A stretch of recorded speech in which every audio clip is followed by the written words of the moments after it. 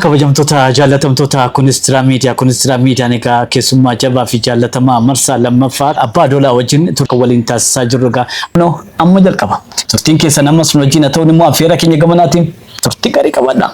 Turtii gaarii. Haganaan hin godaana. Gaafa godaanee ardaa qaba ardaa fi sarara godaanu uummattoonni gaa'onni godhu hin gumaacha haganaa. Gaafa dhufe haganaan kuni mindaan qabu. Mindaan isaa uummata isaati. Gaafa ardaa kanaa ka'ee amma addee kana qubate guyyaan dhufee qubate uummatni gumaacha hagan isa jiru midhaan ta'ee bisaan ta'ee nyaata garaa garaa ta'ee damma qabatee daraaraa qabatee buna qabatee garbuu qabatee dhufanii haganaa sanii gumaacha. Uummati kun lakka isi mataa gaheen uummataa kana. Gaheen uummataa kana. Kaan ammoo namni aadaa intalaan balleessa ka ilmaan balleessa walii matanii himannuun kun gaafa dhufe gaafa walii matan kana hin qurqurani ka aadaa intalaa balleessa ka aadaa ilmaa balleessa hiyya akkasiisan yakka qaba yakki kun muraa qaba muraasa irraa fuudhanii akkasiin sirreessanii jechuudha. Oromoonuu dhaloota qulqulluudha. Gujiinis qulqulluu. Gaafa kana qulqulluu akka ta'een gujiin kadhattuu hin qabu. Kadhattuu jechuun nama karaarraa bahee kadhatu hin qabu. Naafa hin qabu. Bottii hin qabu. Duudhaa hin qabu. Isa kana warri duraanii dhooggaa turan. Kan ka tolche akka loqota gujiitti kophaa. Isa kana an gaafa amman an golla. Gaafa keenya intala galalchaa gaafa fuudhe intala galalchaa gaafa fuudhe si ta'u isii fuudhan odoo gosa gosaatu tartiiba qaban. Obboleessi ta'uu danda'a gosa gosa kan lubaan ilmee ta'uu dandeetti haadha ta'uu dandeetti akkoo ta'uu dandeetti isa kana kan qoratiin fuudhe kun kanaan dhufa jechuudha. Isa kana ammoo dhaloota ammaan beeku isa kana barsiisuuf ka kana fuudhe muraa garaa garaa adabbii garaa garaa waan garaa garaa tolchanii gaafatti dhaggeessanii irraa sodaatee deebii danda'a jechuudha. Kanaafuu intala tokko gaafatti dhufanii gosa gaafatanii mana gaafatanii balbala gaafatanii fincaan gaafatanii luba gaafatanii itti deeman. Isa kana ammoo dhalooti ammaa kana waan hin beekneef waan hubatiniif fuula dhaggee si fuudhaa jedhee fuudhuu danda'a. Adoon beekin. Gaafa kana siin gosa gosa haateetu malee ilmeefa ta'uu dandeetti. Isii kana ammoo gaafa abbaan gaafa beekee inni fuudhee galee hin gaafata. Akka san gaafa yookiin ilmee teetee yookiin haadha teetee fi adoosiin biraan buleen ganama ka'ee inni torbii qabatee raada qabatee geessa intala. Geessee warraa deebisaa jechuudha. Aadaan isii gaafa baddee jiraatte intala tokko baatee bultu eegii bultee seera qabdi. Seera qabdi. Waan seera sanii guutee raada san qabatee geessee akkanaan warri kun walii daba. Aadaa miti. Aadi malee ilmi yookiin haadha tanaa fidee tanaa galche malee hin jibbinee jedhee galchaa. Taasisaa jirudha keessumaayyuu egaa Kunistira Miidiyaan namootaan bebbeekamoo abbootii gadaa jaarsoliin biyyaa keessumaayyuu ergaa dabarsuu ni danda'u kan jennu adamsee kan yeroodhaan isin biraan qaqqabsiisudha Kunistira Miidiyaan maarree ammas turtiin keessan wajjin haa ta'uun immoo affeerraa keenya qabanaati. Anillee gaafa warri nuutiin seenuu nu hin barbaannu gaafa jedhanii haganaa dhufa hayyoona. Hayyootti ergani. Hayyoon kun dhufe warra sanuu gaafa isaan seera ala deemanii adabuu danda'a.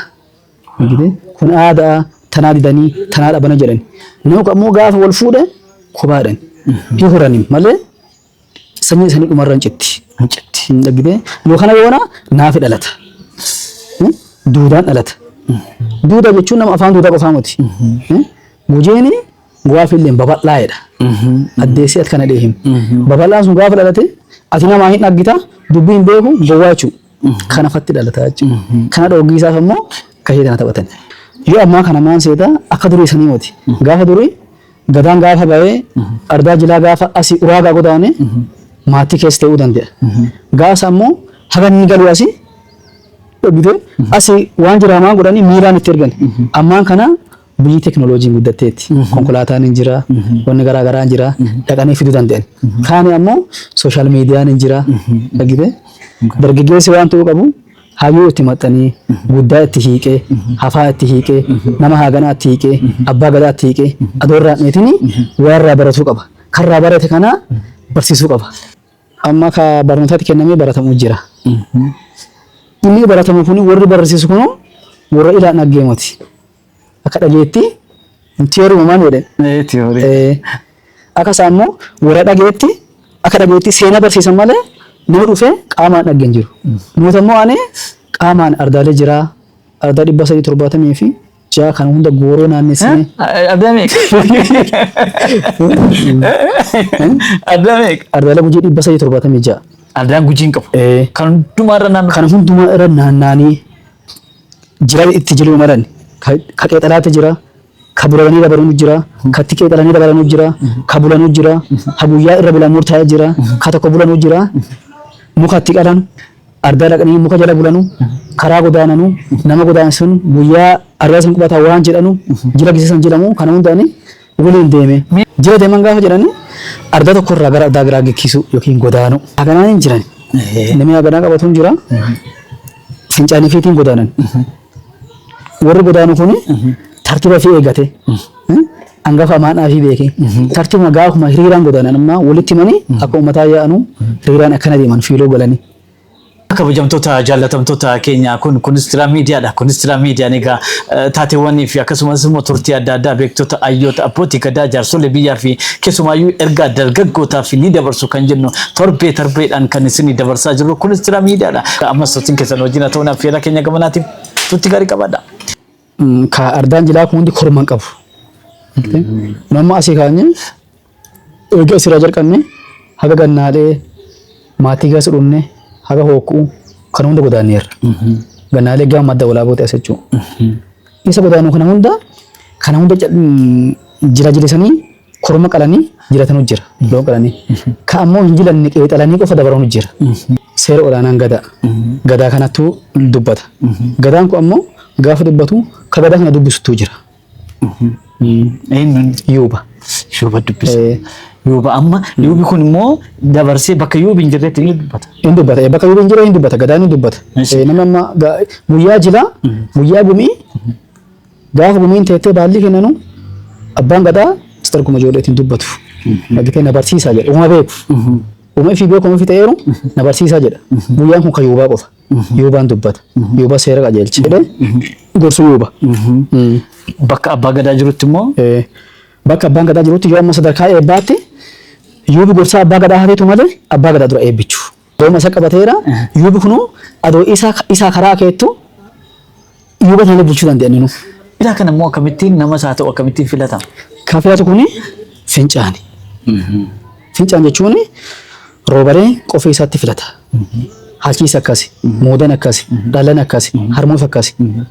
Inni tokko gaafa dhufee jalqaba fooqa seenee abbaa murtii tolfate ibiluu kanatti abbaa murtii nuu ta'a. Isa kana nu danda'a. Isa kana jaallannee, isa kana laallee, kaayasaa, arnyasaa kana laallee isa nuu ta'a jedhee yuubatti himata. Yuubi kun fiddee isuma sanii tolchitiif. Inni kun garuu fincaan qaba. Tarii warra durii gadaa fudhatee beeku keessa nama akkasii kumatanii inni kun gaafa dhufee ta'e adoo inni kun jiru haga baallee kennuu asii jijjiiruu dandeenya. Jijjiiramuu danda'a. Dhagitee ka jijjiiruu ka tolchu fincaan. Fincaan jechuun caasaa sirna baalli sanii keessatti caasaa yaasanii qofa. Inni kun gaafa komatee gaafa laalu ibiluu kan nuti gaafa jedhan as keessa jiran amma. Abbaan murtii jechuun sirni caasaa san keessa nama san biyya naannoo san bulchu. Kabajamtoota jaallatamtoota keenya abbaa doolaa wajjin turtii taasisaa jirudha. Ammas turtiin keessan wajjin ta'uun affeera keenya gamanaatiif turtii gaarii. Sirna gahee yaasanii keessatti bulchaa jechuudha. Bulchaa lamaffaa. Kun ammooti hayyuu jira. Hayyuun achi keessatti nama seera santumu. Jalkee ka seera hiiku. Fagi ammoo ka seera raawwachiisu. Jal'aabi qaama haala nageenyaa to'atu. Shaakulaa qabattee bakka poolisii jechuudha. Waa murtii diinnitti jechuudha. Ka oduu information ka dabarsu waa mura kana.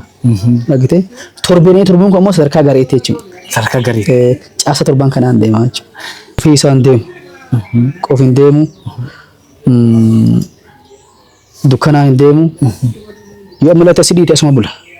Dhagitee dukkanaan deemu qofiin deemu. Gaafa fincaan gaafa dhaqu qofiin dhaqu. Achaayyuun bahu gaafa inni nuun bahu gaafa bahu. Warra abuyyaa dhaqaa. Warra soddaa dhaqaa. Warra abbaa dhaqaa kana malee bakka dhibeen deemu. Bakka dhibeen deemu. Isa kana nama eegu jira. Yaa'uma keessaa eegede. Xumura irratti ergaa dhaloota kanaaf. Inni kuni sirna gadaa kana keessa qofa waan ta'een akka Oromootu. Oromoon sirna gadaa mataa isaa qaba. Haa qabaatu garuu as keessa waan garaa garaatti jira. Isa kana ammoo gadaan dimokiraasii miilaan deema. Dhaggite sirna gadaa dambii ittiin bulmaata uummata Oromoo ka ta'e sirna gadaati. Sirni gadaa kun dimokiraasii yookiin alaanuu ergama doon ta'een ka barnoota keessa barama doon ta'een ka argaa dhageettiin ilaan dhaggaa deeman jechuudha. Dhaggite sirna gadaa keessatti dimokiraasii argama doo ta'e uummata Oromoo fakkaata. Dhaggite sirni kana ammoo jabeeffatuu qaba. Dhalooti duuba dargaggeessi yeroo amma aadaa fi beekee, duudhaa fi beekee, safuu fi beekee, afaa fi beekee, diqqaa guddaa beekee, hangafa maadna wal beekee, wal kabajee dursee gaafa isa kana beeke.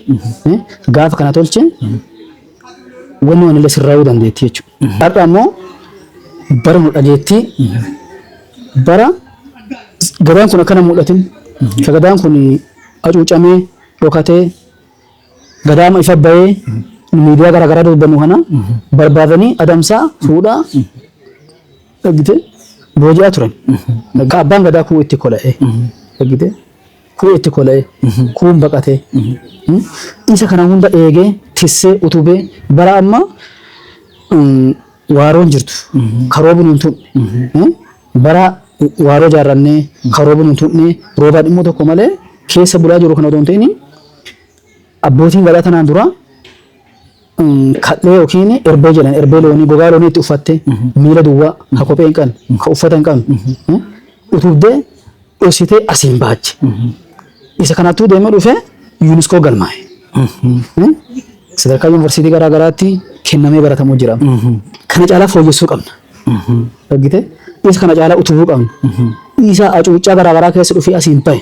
Sirni kun sirna dhugaa, sirna walabaa, dimokiraasii dhugaa, ka diqqaa dubbatu, ha guddaa dubbatu, ha qabaataa dubbatu, ha dhabaataa dubbatu, ka hiyyeessaa dubbatu, kan gonye, ka obboleessi kiyya hin jenne, ka obboleessi kiyya hin jenne, ka kun soddaa kiyya hin jenne.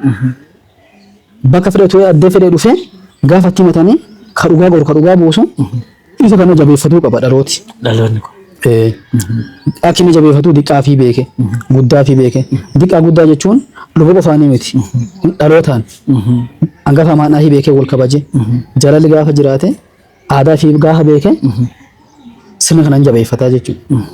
Isa kana kan dubbanne kana akka jabeeffatu dhaloota akka irraa waa baratu isaan nu dura dabaranii waa barannu ta'anii irraa waa baranneerra. Isa baranne kana ammoo utubni dhaansii uummataa dargaggeessa dargaggeettii qeerroo qarreen aadaa fi jabeeffatanii duudhaa fi jabeeffatanii sirna ittiin bulmaata ganama akka utubatanii akka jiraatan dhaama. Gaa turtii abbaa adoolaa wajjin taasisne asumarratti goolabna maturee biraa sagantaa biraatiin hanga wal garuutti nagaan nu tura isiniin jecha YouTube chaanaalii Kunistira Media subscribe like share comment gochuudhaan ergaa keenya guutuu isaa daawwadhaa isiniin jenna nagaan nu tura eebbaan xumurra. Waaqa abbaa waaqa yoo waaqa ulaa waaqa marka waaqa ardaa waaqa abbaa waaqa dabii waaqa tanaa waaqa daa uraaqa waaqa damaatti waaqa daa wakku nu nageessi galaara nu dura gal nu gula gal nu dura gal nu dura deem nu gula eeg diqqaa keenya nageessi guddaa keenya nageessi baraa nu nageessi bari nu nageessi maaya amaatii nu nageessi tolaa soddaa nu nageessi nagaa nu buusi nagee.